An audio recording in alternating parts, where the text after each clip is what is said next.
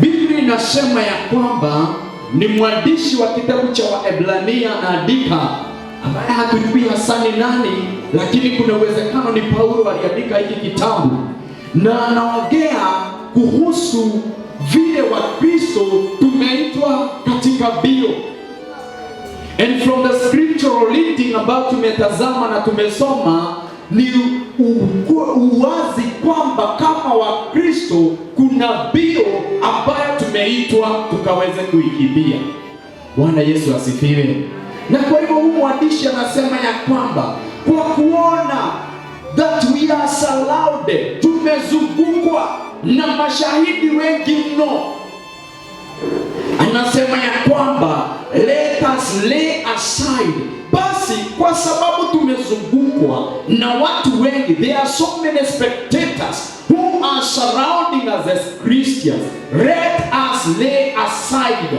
Kwa sababu ya huu umati mkubwa unaotazama uone vile tutakavyomalizia mwendo na tuweke kando basi mizigo yote mizito.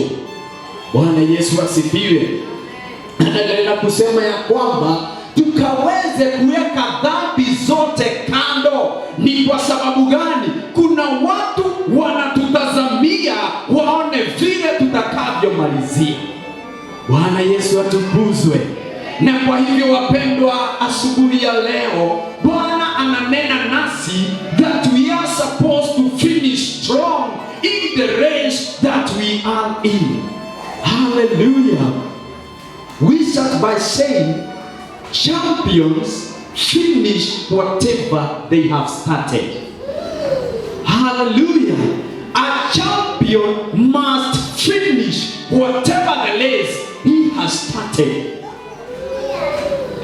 Bingwa wa bio anapong'oa anga na kuanza kwa hatua ya kwanza, lazima ahakikishe liwe liwalo nitamalizia. Na kama Wakristo, basi Mungu ametuita na Kristo anatazamia wakati mimi na wewe, kwa sababu tayari safari hii ya wokovu tumeianza, tumalizie sawa sawa. Bwana Yesu atukuzwe. Na kutoka kitabu cha Waebrania mahali tumesoma, tumeona ya kwamba this race that we have engaged ourselves in is not a competition. Zile bio ambazo tumeanza kama Wakristo sio mashindano, lakini ni bio ambazo tunatazamiwa mimi na wewe kumalizia. Na kwa hivyo, kwa sababu sio mashindano, ni sehemu yangu na yako, tujikakamue tuweze kumalizia. Bwana Yesu asifiwe. Mwandishi wa Waebrania anasema kwa sababu ya umati mkubwa ambao umetuzingira, lazima tujikakamue kumaliza mwendo, kumaliza bio ambazo tayari tumeanzisha. Hallelujah. Christian war or Christian race is not a competition. Sio bio ya kushindana ni nani atakuwa nambari moja, lakini kama Wakristo katika Bwana tunafaa kuhimizana, ndugu na dada, mmoja na mwingine, kusiwe na yeyote yule atakayelemewa katika hizi bio. Bwana Yesu asifiwe. Hebu nisaidie kuhubiria jirani yako, mwambie ni mimi na wewe tutashinda. Hallelujah. Ni kwa sababu sio mashindano, bali ni tutiane moyo, ni tuhimizane. Ni mimi nikuhimize. I encourage you, you encourage me, kwa sababu at the end of the day tunahitaji wote kumaliza atakayetimilisha. Hallelujah. Inaendelea kusema ya kwamba who for the joy, who Jesus Christ, who for the joy that was set before him endured the cross, despising the shame, is seated now at the right hand of the throne of God. Sikiliza, Yesu mwenyewe alikuwa katika bio, na ile bio Kristo alikuwa amewekewa ilikuwa ni mbio iliyokuwa na uchungu mwingi. Tunajua safari ya Yesu, human Jesus, wakati alikuwa hapa duniani. Na kwa hivyo Biblia inasema ya kwamba this human Jesus aliwekewa furaha mbele zake, na kwa hivyo alikuwa anaiona, na neno limesema kwa sababu ya hiyo furaha iliyokuwa mbele zake aling'ang'ana ili akashinde. Bwana Yesu asifiwe. So kama Wakristo, we have a very good example. Jesus Christ, the Son of God, when he was on this earth, the Bible says that he was rejected.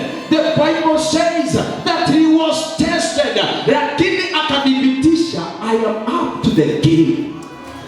Wakati sisi tunajaribiwa, sijui kama sisi tunayubayuba. Wakati tuko katika hii mbio, sijui kama tumejiandaa, lakini neno la Mungu limetuambia tukimtazamia huyu Yesu ambaye alikuwa kwa mbio zake, na kwa sababu ya furaha kuu iliyowekwa mbele zake aliweza kuvumilia. Bwana Yesu asifiwe. Biblia inaendelea kusema ya kwamba he endured the cross despising the shame. Huyu Yesu katika mbio zake alivumilia, akavumilia hadi kifo kwa msalaba, akaweza kuvumilia ile aibu, akaweza kuweka ile kudharauliwa kando, ili akaweza kufikia furaha kuu iliyokuwa imewekwa mbele zake.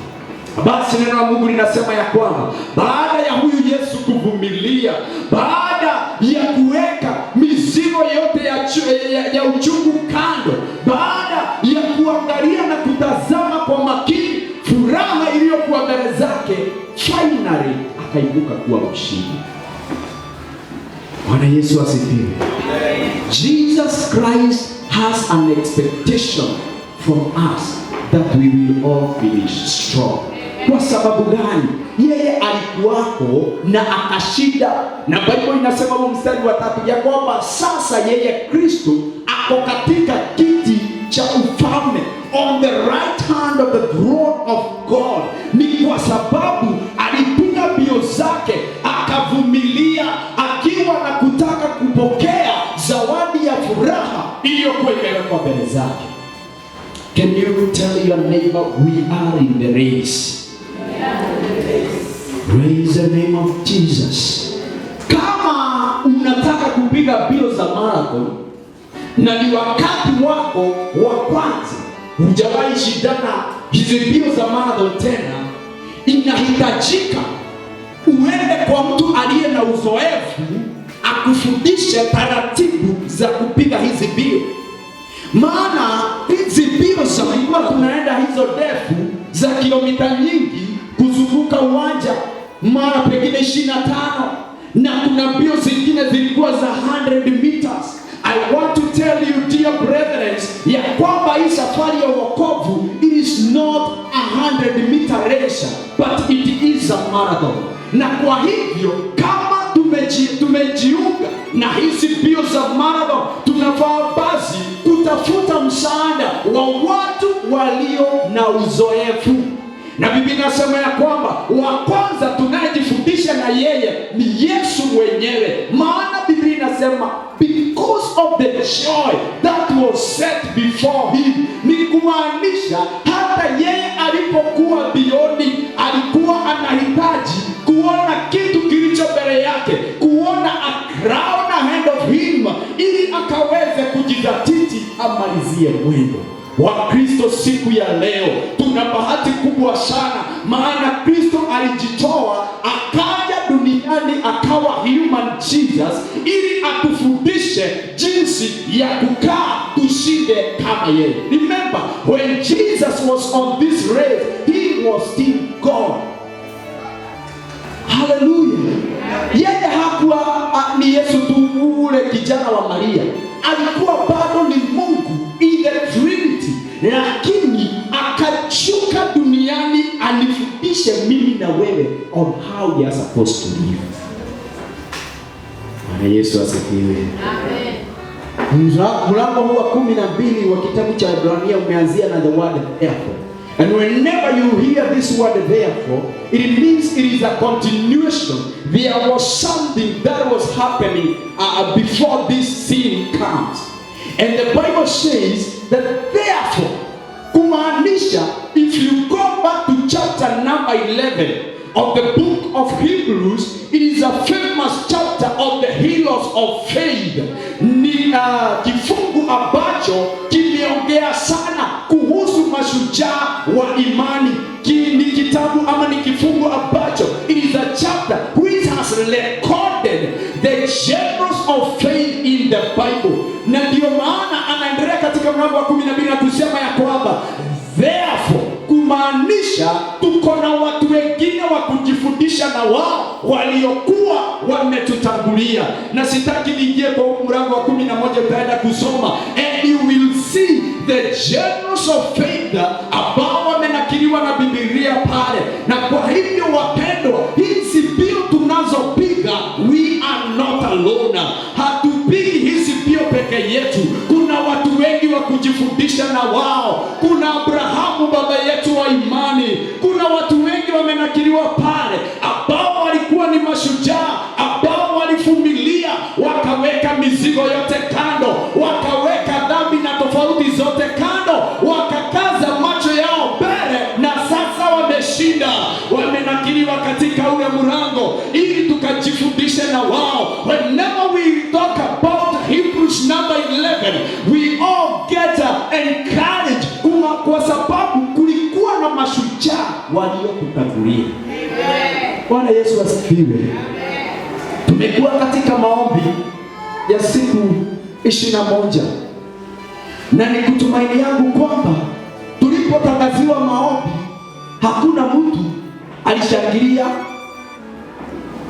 Hallelujah. Because it was a race and it is not a simple race. Ninaamini ya kwamba kuna mambo mengi umejizuia. Hallelujah. Kuna mambo mengi ambayo umeona ingawaje hii inaonekana ni nzuri, sitaifanya. Kwa nini? By such a great cloud of witnesses, let us therefore lay everything aside which is a burden to us. Tuweke basi mizigo yote tumebeba mizito kando, ndio tukaweze kupiga mbio sawa sawa. Bwana Yesu asifiwe. Amen. Hivyo kama unataka kushinda katika hizi mbio, tumekimbia za siku 21 na Mungu ni mwaminifu, tumeshinda na tuko na ushindi, tuko na utukufu wa Bwana. Lakini kuna mbio ambapo tulianza wakati tuliokoka mpaka Kristo atakapokuja kunyakua kanisa. Bwana Yesu asifiwe. Na kwa hiyo katika hizi mbio, jambo la kwanza ndio uweze kukimbia hizi mbio ni kuweka mizigo yote kando. There is no way unaweza kuwa umeingia katika mbio na umebebana na bag ambayo iko na maji, iko na nguo za kuchange, imebeba bandage. Ni nini nyingine watu hubeba wanapoenda kwa mazoezi? Umebeba spare shoe, kuna kiatu in case hii katike, umeziweka kwa bag. All those are requirements za mtu ambaye anaenda katika mbio ama kwenye michezo. Lakini unapoingia kwa kiwanja haukimbii na hiyo bag ikiwa kwa mgongo, inakubidi uiweke kando, kufunzi wako akulindia na kuchukia hiyo mambo, ndio ukaweza kuingia kwa uwanja ukiwa mtu ambaye ni light, ukiwa mtu ambaye hakuna kitu cha kumzuia wakati ameingia katika hizi mbio. Bwana Yesu asifiwe. Na kwa hiyo kama Wakristo kuna mambo mengi sana ambayo tunafaa kuweka kando, ndio tukaweza kukimbia hizi mbio na tumalize tukiwa na ushindi.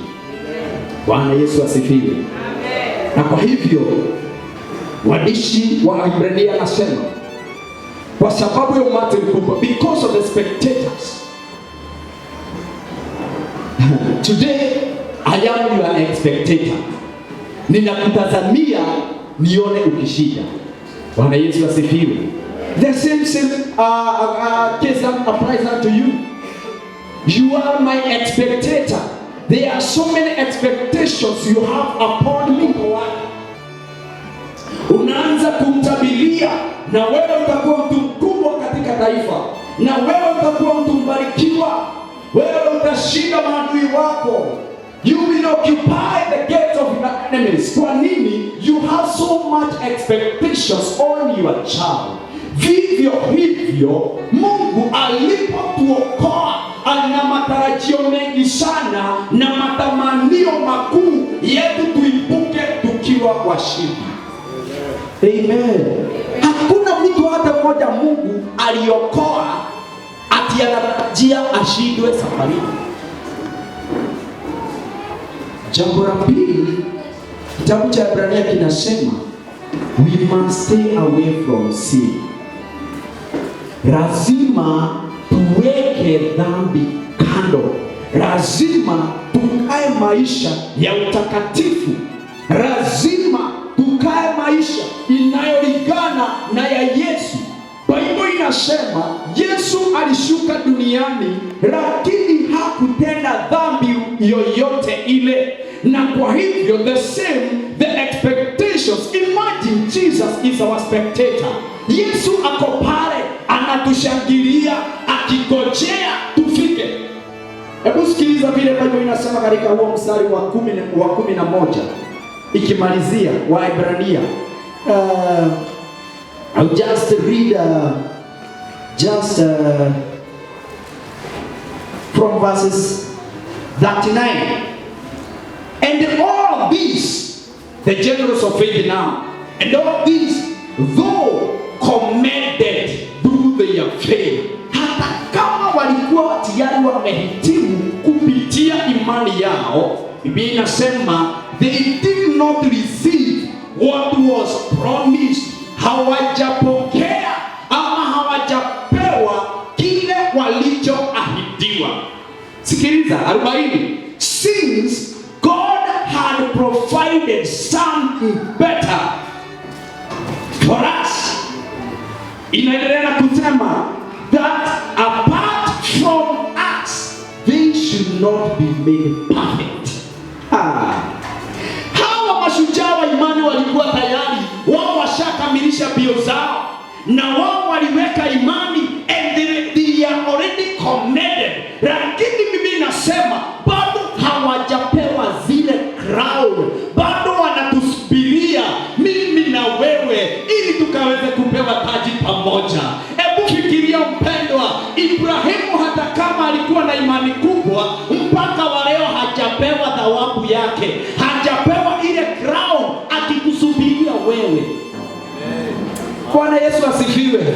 Hata Paulo ambaye ni shujaa, imagine kinyomuthi ndari arekerwo thumbi etereire tutoranie ngajerauga etererai kuri andu angi mekuria thi na nimetekia nimegutoria ndimuhumbe thumbi oho ari muri hamwe.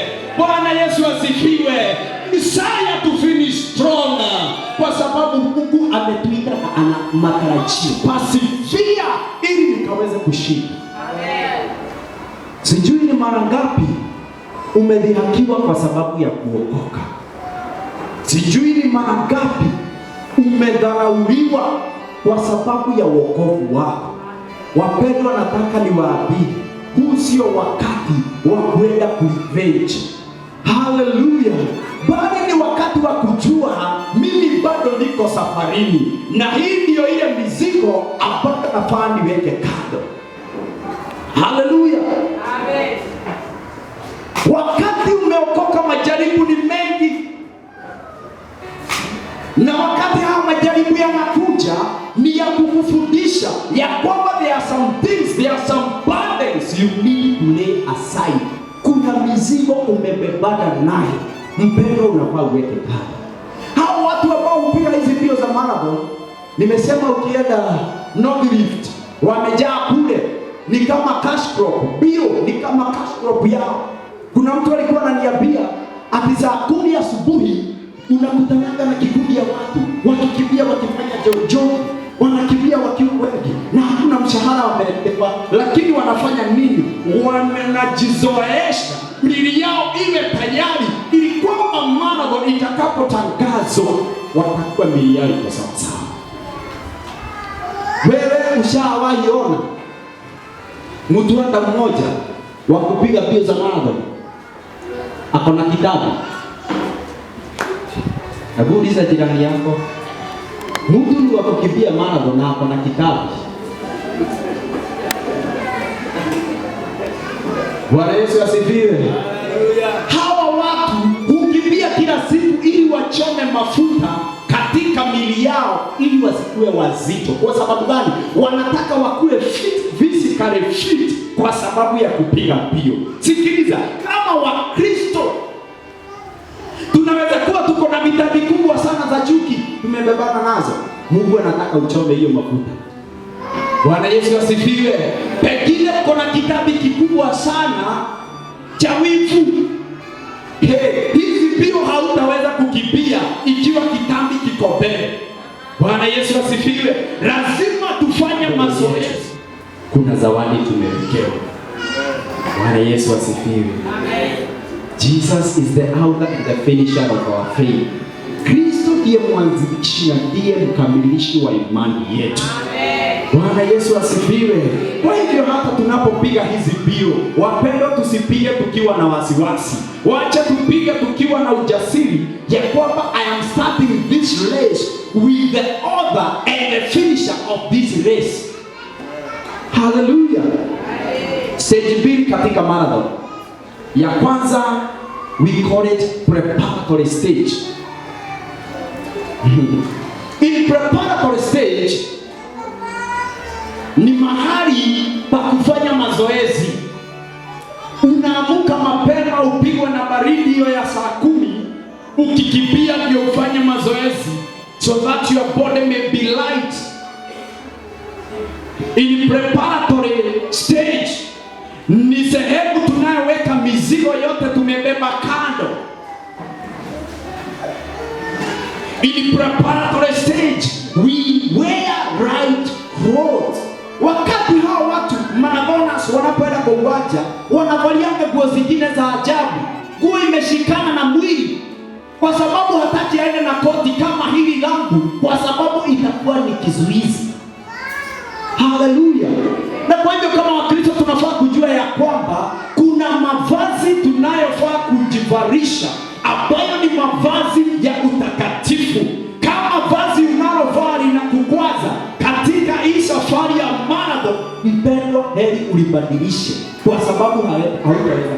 Yeye anavalia sare rasmi za kupiga mbio. Kwa hivyo wapendwa, kuna baadhi ya sare tunafaa kujivarisha. Ya kwanza ikiwa ni utakatifu. Bwana Yesu asifiwe. Ya pili ni zile, unaona lile tunda la Roho.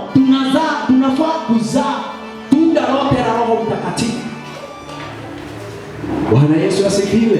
Si useme ya kwamba I am patient, lakini hii long suffering sina. Unafaa uzae yoyote. Bwana Yesu asifiwe. Amen. Preparatory stage must be physically fit. Hawa watu wanaoenda marathon wanapimanga mpaka kilo. Kuna weight unaweza kuwa nayo, uambie wewe hautaenda kutuwakilisha kama taifa la Kenya. Kwa hiyo na vile nimefanya mazoezi, umekula excess, hiyo weight yako tunaishuka. Bwana Yesu asifiwe. Amen. Katika hii safari ya kuenda mbinguni wapendwa, we must be physically fit. Yes. Hallelujah. Amen. These people are special dieters. Hawa watu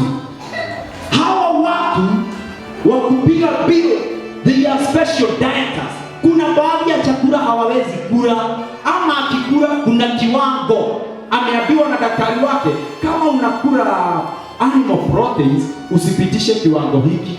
Vile vile wapendwa, kuna kile chakula cha kiroho tunachokuwa tunafaa kukikula kila siku. Chakula ya kiroho ni nini? Ni kusoma neno la Mungu. There is a certain discipline ambayo unafaa kujiwekea mwenyewe ya kusoma neno la Mungu. Ni chakula gani kingine cha roho ambacho tunafaa kukula? Ni kukaa katika maombi. Hata kama hakuja tangazwa prayer and fasting, wewe ujitafutie siku yako moja ama mbili, ufunge, utafute uso wa Bwana. Yesu asifiwe. Hizi zote ni chakula cha roho. Yani hawa watu, these people are special dieters. They don't eat everything on their way. Kama Wakristo kuna baadhi ya mambo mengi tunafaa kujizuia nayo. Haleluya. Kwa sababu gani? Sisi tuko katika mbio. Wengine pengine hawajaanza mbio zao. Wewe usikae kama wao. Wakati unakaa na watu hawajaokoka, lazima uonyeshe utofauti. Kwa nini? Wewe uko katika uwanja, umeanza mbio na wao bado hawajaingia kwa mbio. Sasa ukikaa kama unafanana na wao, ni nani atakuwa kwenye mbio? Bwana Yesu atusaidie.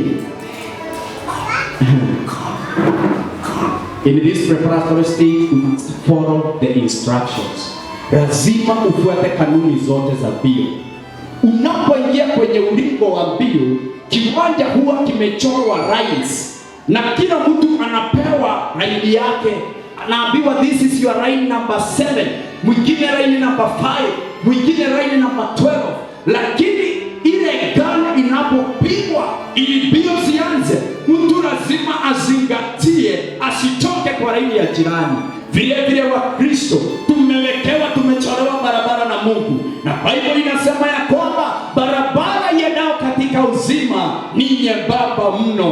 Kwa hivyo wapendwa, hii barabara huwezi ukaitembea ukiwa umebeba chuki. Hii barabara ya uzima huwezi ukaitembea ukiwa umebebana na mtu. Hauwezi ukaitembea ikiwa umebebana na mizigo. Lazima uweke mizigo kando ili ufuate laini yako vizuri itakayo kufikisha kwa Mungu. Stage number 2, I said there are 2 stages. Number 2 is perfection stage. Ni sehemu ambayo sasa ushajiandaa kuingia katika mbio. Na kwa sababu tayari umeshajiandaa kuingia katika hizi mbio, sasa ni kuanza kuzikimbia. Na Biblia imesema ya kwamba baada ya Yesu kuanza mbio, mbele zake kukawekwa motivation ambayo ilikuwa ni furaha. Lakini kando kando kulikuwa na uchungu. Yesu alidhihakiwa mpaka kwa msalaba. Wakawa wanamuuliza, si wewe husema ni mfalme wa Wayahudi? Si wewe husema ni mwana wa Mungu? Si ujiokoe sasa? Mwizi mmoja akamwambia, jiokoe na utuokoe. Lakini Biblia inasema kwa sababu ya furaha kuu iliyokuwa mbele za Yesu, aliweza kuvumilia huu uchungu wote. Akaangikwa msalabani, akavuliwa nguo zote, akawekwa taji ya miiba, wakampatia siki iliyokuwa kali. Lakini Yesu kwa furaha iliyokuwa mbele zake aliweza kuvumilia. Wapendwa, hii safari ya wokovu ni kuvumilia. Bwana Yesu asifiwe. Mimi nakumbuka mtu mmoja wa jirani wa jamii yetu, wakati tu nilikuwa kijana. Unajua kitambo, isipokuwa ni siku hizi vijana hawatabui sana mambo ya mavazi. Tueteketie mundu muhonoku no nginya ekire kagoti tukiwa vijana. Akamwambia sasa, mimi kungekuwa na function yoyote, get together za familia, ningeenda na koti huyu Yesu. Lakini acheni niwaambie, kwa sababu ya furaha kubwa iliyokuwa imewekwa mbele ya Yesu, alisahau hizi dhihaka, akapiga mbio na tumaini, na mwishowe akashinda. Na siku ya leo mkononi wa kiti cha ufalme cha Mungu, he is sitting there interceding for us, that we may also finish the race strong. I declare we will finish the race strong in the mighty name of Jesus. In this perfection stage, sikiliza pointi ingine, despite all reproach. Watu wakikudharau, jifanye hujasikia. Haleluya. Ona wetu wa magoti, wetu endona igwa niwe, jifanye hujajua ni wewe wa magoti. Bwana Yesu asifiwe. Hata watu wakubatize, mtu wa kanisa. I'm sorry to say, wakati tulikuwa tunaongea siasa za BBI, kanisa ilijitokeza ikasema hata kama hii BBI ni nzuri, hapa na pale kanisa haikuulizwa. Na kuna mtu mmoja katika siasa za Kenya alisema, hawa watu wa Biblia walikuwa wapi? Watu wa nini? Wewe hata ukiitwa mtu wa Biblia, kaza mwendo, weka siasa kando, shika Biblia yako, tazama thawabu iliyowekwa mbele zako, nawe utamalizia ukiwa na ushindi. Bwana Yesu atukuzwe. In perfection stage, haufai kujali watu wanasema nini. You don't care about the public opinion. Watu wakuita mtu wa maombi, watu wakuita mtu wa Biblia, watu wakubatize jina gani kwa sababu ya Yesu, kaza mwendo kwa sababu kuna thawabu mbele zako, na watakaovumilia ndio watakaomalizia. Ndio nijutogire Ibrahimu anekererio kiheo giake, ndio nijutogire tugata cia Ngai hingerio kiria ciaranĩirwo, but they are waiting for us nigetha tutorie tuheo thũmbĩ tũrĩ hamwe. Bwana Yesu asifiwe. Tiga nĩ twererwo muoyo haha ngĩrĩ andũ matangĩrĩ kanitha, ona nitangĩkĩre gũkũ ngĩreka atĩa. Bwana Yesu atusaidie. Lakini kuna thawabu tumewekewa. There is a crown ahead of us, na mwenye ndiye atakayevumilia ndiye atakayeipokea. Kumbuka mwanzo tulisema a champion finishes whatever he starts. Kwa hivyo ulianza hivyo ya wokovu, kuwa tayari kuimalizia. Haleluya. Jitie moyo mpendwa. Ni vyema kujitia moyo saa zingine hata kama hakuna mtu wa kukutia moyo, maana zawadi ambayo imewekwa mbele zako sio yako na jirani yako. Ile zawadi tumewekewa sio ya mume na mke na watoto, lakini ile zawadi tumewekewa ni ya mtu binafsi. But I started by saying the race we are racing is not about competition, but is about finishing stronger. Kwa hivyo ukiniona nimepungukiwa, ukiniona niko na udhaifu, niambie brother, carry on. Lazima tumalize hizi mbio. Dada, jipe moyo, lazima tumalize. Usinione ninalemewa, nawe anza kusema tutamuona. Hizi mbio sio mashindano, lakini ni kumaliza tukiwa washindi. Bwana Yesu asifiwe. Na tutakapojua hivyo kanisa, you will pray for me, I will pray for you, ili zote tufike mbele za Mungu. Jua kuna Mungu mbele zako. The author, mwanzilishi na mkamilishi ni Yesu, na hapo pamoja nasi katika safari. Amen. Bwana Yesu asifiwe. Tunaangalia mfano mmoja wa mtu mwingine aliyekuwa katika mbio. Fungua kitabu cha Wafilipi 3 mstari wa 13. The book of Philippians chapter number 3, we see another example of somebody who was in the race. Tumemwona Yesu alikuwa amewekewa zawadi kubwa mbele zake, na hiyo zawadi ilikuwa ni furaha kuu, na ndio ilimfanya Yesu akaweza kuyakwama. The Bible says in from verses 13, brothers, I do not consider that I have made it my own. Huyu ni Paulo anasema, ndugu, sijihesabu kuwa nimemarisha. Bwana Yesu asifiwe. But one thing I do, jambo moja nifanyalo ndio niweze kumaliza huu mwendo, ni kwamba I forget what lies behind and straining forward to what lies ahead. Paulo anasema sijihesabu kuwa nimemaliza, lakini ninachofanya ni kusahau yaliyo kando na kutazamia kilichowekwa mbele yangu. Bwana Yesu asifiwe. Anaendelea na kusema, I press on toward the goal for prize of upward. I press on to the goal. Ni kusogea, ninasogea. Hubiria jirani yako, mwambie press on. Mwambie carry on to your goal.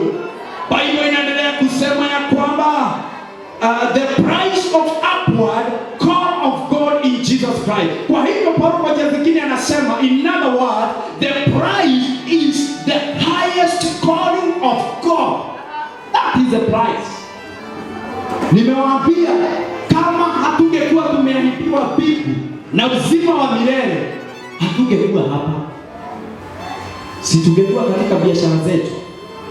Lakini kwa sababu there is a reward after this, ndio maana tunaweza kufunga kazi zetu tukuje tumwabudu. Sifiwe. Ndio maana ukiwa msichana una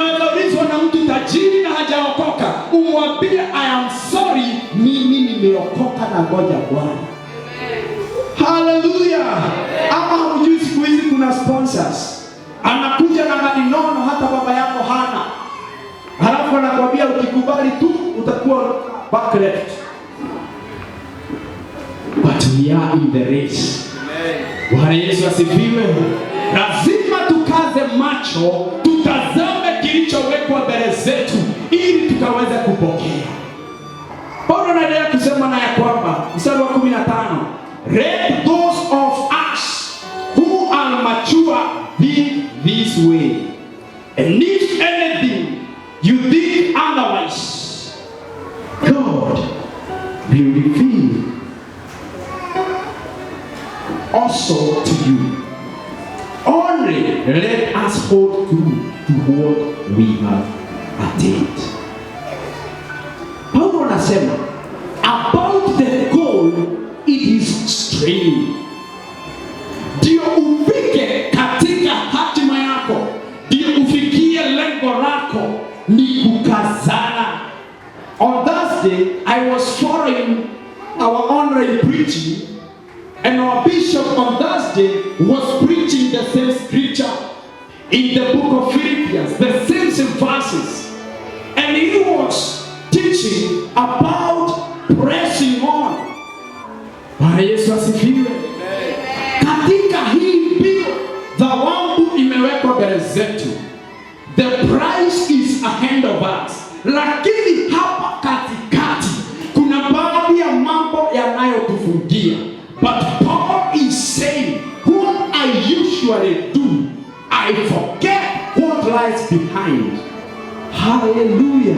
Ni kumaanisha huku kando kando, there is something we call side shows. Huku kando kando, kuna baadhi ya mambo inaonekana kama ni mazuri lakini sio mazuri. Huku kando kando, kuna mambo inaonekana ni ya Mungu lakini wapi sio ya Mungu. Paulo anasema, what I usually do, I forget what is behind and I look forward where my pride is. Bwana Yesu asifiwe. What do we need to do? Forget what is behind. Mambo yaliyo nyuma yako. Your history should not dictate your tomorrow. Bwana Yesu asifiwe. Hiyo hamjasikia vizuri. Nasema historia yako isikuwe ndio itaamua kesho yako wewe utakuwa nani. Bwana Yesu asifiwe. Pekine historia za wengine wetu zikiandikwa hapa, you will start questioning our qualifications. But Paul is saying you must forget what lies behind you. Ambacho kiko nyuma yako ukiweke kando. Kwenye ulizaliwa, kwa kabila yenye umetoka, kwa jamii yenye umetoka, ile shule ulisomea haijalishi. Forget about what is behind you, utazamie mbele kile Mungu amekuwekea. Wewe kama umesoma ama hujasoma, sahau hujasoma, kazana na mbio za Yesu, utazame thawabu iliyowekwa mbele zako. By the way, purification ya kuingia kwenye hii marathon, it is not about the papers. Bwana Yesu asifiwe. Wengine walikuwa ni wavua samaki, lakini alipoingia kwenye hizi mbio akamwambia Yesu, kama ni wewe niambie nikuje. Na Yesu akamwambia endelee Petro, oka. Petro akapita juu ya maji kama vile Yesu alikuwa anapita. This teaches us that Petro hata kama hakuwa na masomo alikuwa amehitimu kuingia hizi mbio za marathon za kufika mbinguni. Bwana Yesu asifiwe. Petro kutembea juu ya maji ikaweka all the philosophers kando. Wale wanasayansi waliokuwa wanatufundisha about the law of whatever. Inaitoaje hii ya mawe inaenda chini na karatasi inabaki juu. Floating and sinking. Wakati Petro alimwambia Yesu, kama ni wewe nikuje. Yesu alipomwambia kuja, alitembea juu ya maji na kumbuka ako na mass, ako na uzito na hakuzoelea. Kumaanisha it is not about science and education. It is about faith. Unajua mimi nyanya yangu alisema hata siwezi nikaolewa na nikiolewa siwezi kuweka boma. Hiyo ilikuwa ya huko baadaye. Sasa hii wewe umeokoka, ni kiumbe kipya. Tazamia Yesu uone ushindi wa Bwana. Bwana Yesu asifiwe. Ya kwamba kuna mtu alipita kwa sababu baba alikuwa na deni yake, akasema hata watoto wako wasome hawatajisaidia na hiyo masomo. Ndio walisema, but since I knew Christ, I am a new creature. That is part of history. Na Paulo anasema weka kando mambo yaliyo nyuma, tazamia Yesu ili umalize mwendo. Number 2, look ahead. Look unto Christ. Tazama mbele, tazamia Kristo. Waebrania mahali tulisoma neno la Mungu lilisema tunachofaa kukifanya ni kumtazamia Yesu aliye mwanzilishi na ndiye atakayekamilisha. Bwana Yesu asifiwe. Point number 3, define your victory. This is very key. Ili umalize hizi pia ukiwa na mashujaa, ili umalizie huu mwendo vizuri, you must define your victory. What do I mean by defining my victory? Ni kuandika sawa sawa kile ninachohitaji kupokea. Defining your history, enda andika mahali kusoma kibani kitabu cha Ecclesiastes chapter number 7 and verses 3. The Bible says an end of anything is better than the beginning. Mwisho wa jambo una umuhimu kuliko mwanzo. Define your victory. Ya kwamba maana niliokoka na nikaanza hii safari, mwanzo hauna haja sana kama vile nitakavyomalizia. Bwana Yesu asifiwe. Another example of defining your victory ni kitabu cha Marko 5:25. Because of time andika utaenda kusoma Mark 5:25. Tunaona mwanamke hapa aliyekuwa anavuja damu kwa muda wa miaka mingi. Alikuwa ametumia utajiri wake na madaktari wengi, na hakuwa amepona na ugonjwa wa kutokwa na damu. Lakini siku moja akasikia kuhusu Yesu, and she decided, and today I will define my victory. Ninachohitaji sio Yesu kuniwekelea mkono, mimi nahitaji tu ning'ang'ane, niguze tu vazi lake na nitapokea uponyaji. Na Bible inasema ya kwamba alipokata kauli akapita kati ya watu, alipoguza lile pinde, Bible inasema ugonjwa wa kuvuja damu ukasimama hapo hapo. Define your victory. Bwana Yesu asifiwe. Andika 1 Samuel chapter number 17 verses 45 to 47. Huyu ni Daudi alipokuwa anaenda vita na yule mtu anaitwa nani, Goliath. Bible inasema Daudi akiwa kijana mdogo alienda kwa Goliath akimwambia, wewe unanikujia umebeba mkuki, umebeba mkao, lakini mimi nakukujia kwa jina la Yesu, na leo jioni kichwa chako nitakitenganisha na huo mwili wako. Daudi anamwambia, na nyama za Wafilisti wote leo nitazipatia ndege wa angani. Nyama za Wafilisti, they will be eaten by the bears. Daudi akadefine victory yake, akamwambia Goliath, na itajulikana sio kwa nguvu za Mungu, sio kwa nguvu za mkuki, sio kwa nguvu za ngao vita uishi, lakini ni kwa mkono wa Jehova. Amen. Define your victory. Bwana Yesu asifiwe. For you to finish strong, another point, you must be fully persuaded.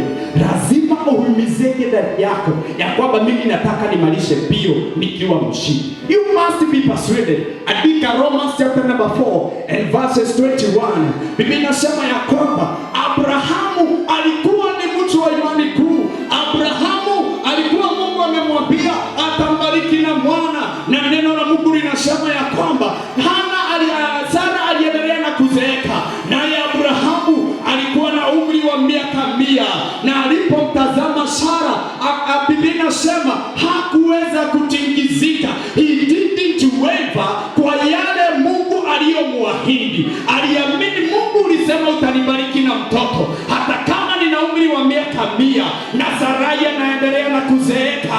Mimi ninajua uliahidi ni mwaminifu. I will stand in your promises, ya kwamba siku moja mimi nitakuwa baba wa mataifa. Wapendwa, kama unataka kumaliza ukiwa na nguvu, you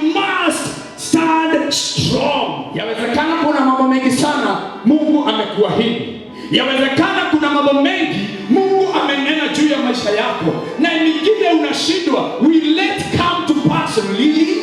Ingine unashindwa. Nilisikia vizuri Mungu alisema hivi. Kwa nini mimi alikuwa anaambia, I tell you today, for you to finish stronger, you must not waver in the promises of God. Hallelujah. Don't doubt the promise. Usitie shaka ahadi za Mungu. Kama alisema atakubariki, just go with that. Mimi nilibarikiwa. Bwana Yesu asifiwe. Kama alisema atakuponya, hata daktari aseme nini na andike ripoti gani, wewe enda tu na ile ya Mungu ulisikia ya kwamba ataniponya. Bwana Yesu asifiwe. Don't doubt the promise of God. Sikiliza, this is ile tunasemanga NB, not better. Heaven is not a destination to Christians. Heaven is not only a destination for the Christians, but a motivation. Hiyo utaenda usome nyumbani uelewe vizuri. Kufika mbinguni sio tu kufika tuone tumefika, lakini mbingu imewekwa pale ili iwe inatutia moyo, so that it may motivate us to continue with this race, to continue with this journey. Bible inasema Yesu kwa sababu ya furaha iliyokuwa imewekwa mbele zake alivumilia. Nasi kama Wakristo wapendwa, kuna mahali tunaenda. Mbinguni iko, na mbinguni ni kweli, mji wa dhahabu, mji umeremetao, na mmewekwa pale ndio mimi na wewe tukaze mwendo, tutamani na tutake sana kufika kule, mji ambao hakuna njaa, mji ambao hakuna kuoa na kuolewa, mji ambao hauna shida. Mbingu ni mji ambao hauna njaa, mji ambao hauna madeni, umewekwa pale. Wakristo tutazamia kufika huko. The price of the race, ile zawadi kuu ya hizi mbio ni kufika mbinguni. The greatest award and prize for Christians is reaching heaven. Bwana Yesu asifiwe. Hizi mbio zote tunapiga, unajinyima kukula chakula na iko, si kwamba hauko na pesa ya kununua. Unajizuia kurudishia mtu ambaye amekutukana, si kwamba huwezi jua kumjibu, lakini unajizuia kutenda dhambi. Hii mambo yote tunafanya kwa sababu gani? Tunajua kuna kipawa zawadi mbele zetu ambao ni kufika mji wa mbinguni. Biblia inasema Yesu atafurahi atakapoona kanisa limefika kwa Baba. Jesus came here with an appointment. Mungu alimtuma Yesu hapa duniani na majukumu ya kutekeleza, na jukumu ambayo Kristo alikuja kufanya ni kukomboa kanisa. Na kwa hiyo Biblia inasema atafurahia atakapoona mimi na wewe tumeshinda. My sister, umeshinda vita. Na hii vita wapendwa, niwaambie sio rahisi. Kama Yesu alikuwa mwana wa Mungu na aliwekewa motivation mbele yake ya furaha, wewe ni nani? Mimi na wewe ni watu, tuna upungufu kama wanadamu, but there is heaven ahead of us. That is our motivation. We should all decide to finish strong. Bwana Yesu asifiwe. Listen to this. God has not called us to be great, but God has called us to be Christ-like. Hallelujah. Ya kwamba Mungu hajatuita tu tuwe watu mashuhuri. Mungu hajatuita tu tuwe watu wakuu duniani, lakini mwito wake mkuu ni tufanane na Kristo aliye mwanzilishi wa kazi njema ndani yetu na ndiye atakayeimaliza. Become Christ-like daily. How can you become Christ-like? Ni kukaa na tabia kama za Yesu, ni kutembea na mienendo ambayo itathibitisha wewe ni Mkristo.